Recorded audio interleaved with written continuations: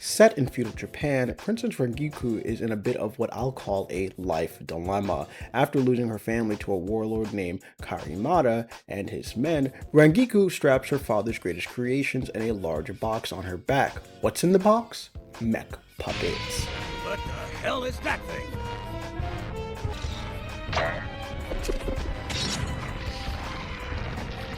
Using superfine string and the skin of children, yes, you heard me right, the skin of children, Princess Rengiku can get through any squad of puppet enemy ninjas at the sake of her being left vulnerable. But that's why she's teamed up with a ninja turned drifter, Monogiri, a man who is as goofy as he is creepy for protection.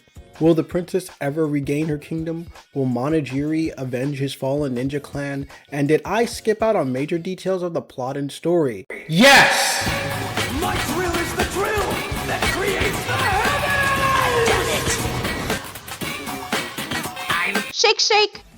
When it comes down to the definition of insanity, I don't believe that doing the same thing over and over again is insanity. Doing the same thing over and over again actually helps come out with different perspectives, a different result.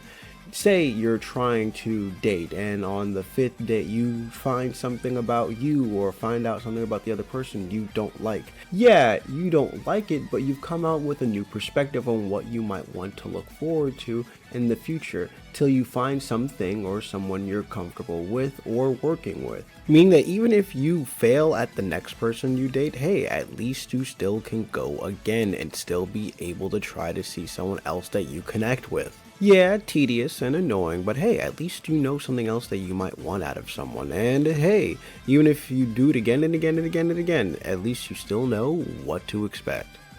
When I talk about the true definition of insanity, I'm talking about deciding to take the New York City Transit after 11 p.m. I don't think in the year of ShakeStar I have covered an insane anime. Yes, we've covered the annoying, we've covered the cool, but I don't think we've ever dabbled into the true insanity of 80s and 90s anime. Well, not in the way I've wanted to. Yes, there's Bao and all its prototype JoJo-ness, then there was Black Lion, but I consider that to be me dipping my toes into the sea of the demented. But today, we're plunging into madness with Puppet Princess.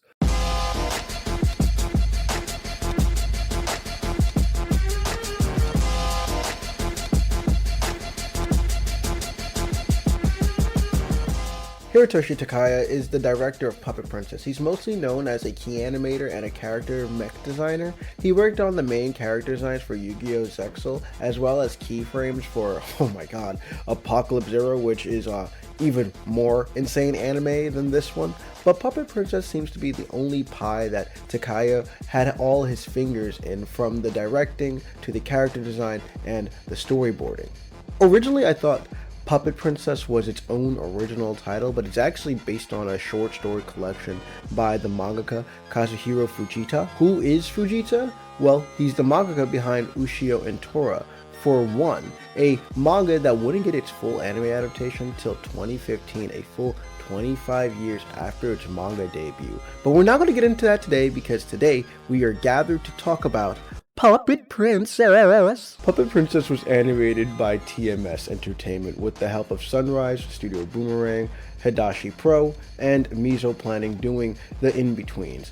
Count them, that's 4 studios. Such a short anime with such a multitude of animation studios working together likely helped the animators to hone on smaller details that otherwise be looked over. And it works because despite the criticisms that I'll get into, the animation itself is far from an issue. The crisp and sharp line work is beautiful, and conversely, the animators were not afraid to play around with the visceral and grotesque, especially with the wild expressions on characters' faces.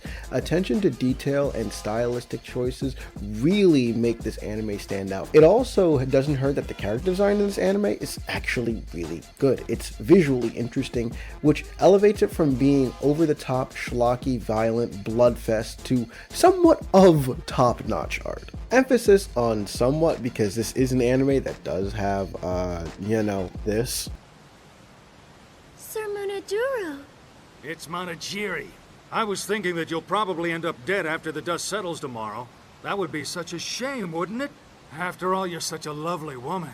With a bold, intense score composed by Kaoru Wada, this anime is auditorially captivating. Media Blasters dubs and licenses damn near anything they can get their hands on. Originally, this was a video about me making fun of them and how they'd licensed the bottoming strap of the barrel, but the Media Blasters Puppet Princess dub is actually pretty decent.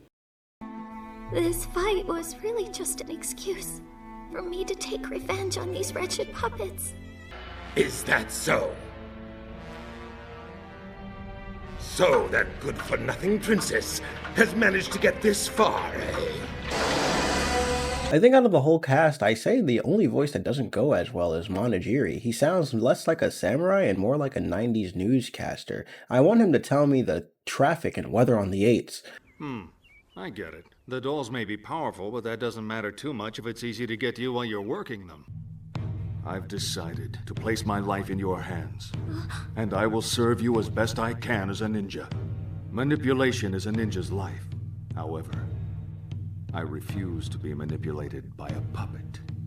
I feel most mixed about the characters in this anime. Honestly, they're badass when the story needs them to be, but when it comes down to their personalities, there's a whole lot more to be desired here. During the fight sequences, for example, Princess Rengiku manipulating her puppets to such a cool ability, which the anime takes care to showcase. The 3 puppets utilized by the princess almost have enough presence to be characters on their own right. The key word is almost, since we don't really get to understand the depth of Rengoku's character to the puppets other than that her father taught her the special extra creepy skill of ventriloquism. Oh, I have such a hard time saying that word. I'm so happy I got it right. What's even crazier is that she's a victim of her father's abuse. Yes, the man who used children's skin to make puppets also used his own daughter as a test subject. So imagine my feelings when, at the end of the anime, it tries to justify her father's actions by only giving us the excuse, well, he wasn't always a bad guy. And trust me, we will get into that in a second.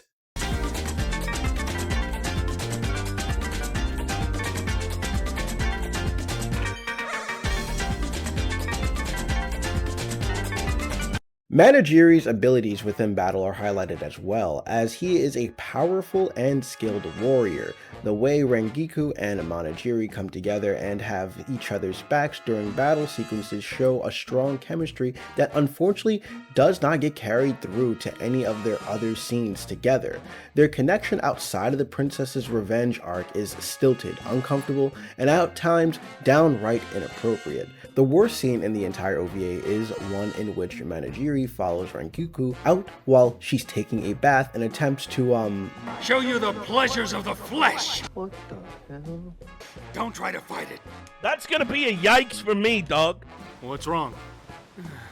Ain't you gonna put up a fight? What the hell is this? Yeah, this is of course played up for laughs because the writers are terrible people. It became increasingly clear to both Manojiri and the audience that Rengoku is naive to what sex even actually is, making this scene that much worse. It is also at this point that Rengiku shows off her gnarly back scar and explains that her father utilized skin to make his puppets, specifically the skin of children. Both of these scenes play back to back and it's a tonal slap in the face. The villains are some generic by-the-numbers ancient warlord stock bad guys. They just want the princess's father's technology to take over all of Japan, and I couldn't have cared less. But what I do find cool is the army of low-ranking ninja puppets in the bad guy's army.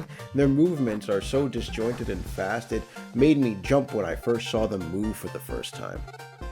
But no greater villain in this anime haunts the narrative more than Rengiku's father, a man who literally stole the skin off his daughter's back, as well as the skin of other random children to make puppets.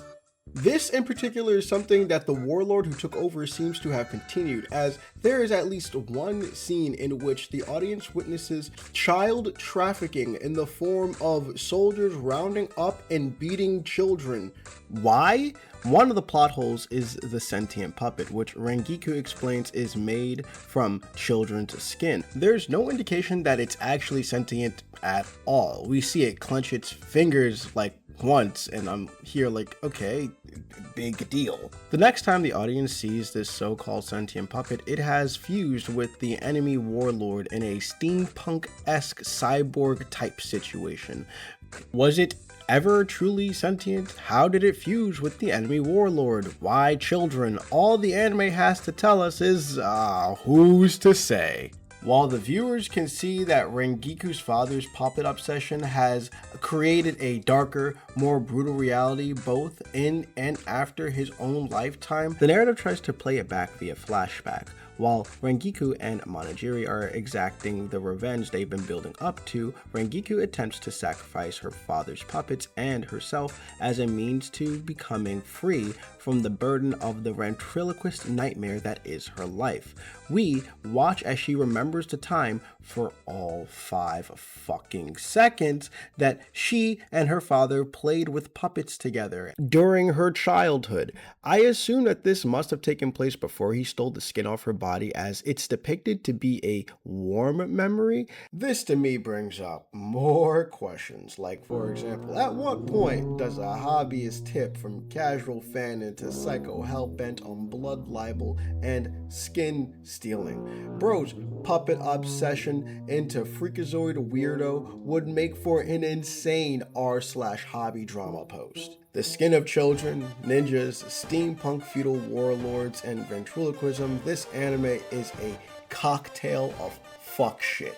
But to deny the artistry on display would be a disservice to the OVA as a whole, and if you were ever interested in checking out Puppet Princess, I wouldn't say no. Well, if you can handle its other problematic themes. Puppet Princess is awesome, and a visual, mind-bending, thrilling, batshit bloodbath delicacy that's only 40 minutes. You could do worse with your time than carve out 40 minutes to watch Puppet Princess and have a blast at questioning the anime's mental state. But trust me, don't expect to get answers back. This anime throws its food and slams its head on the table and might need a caretaker.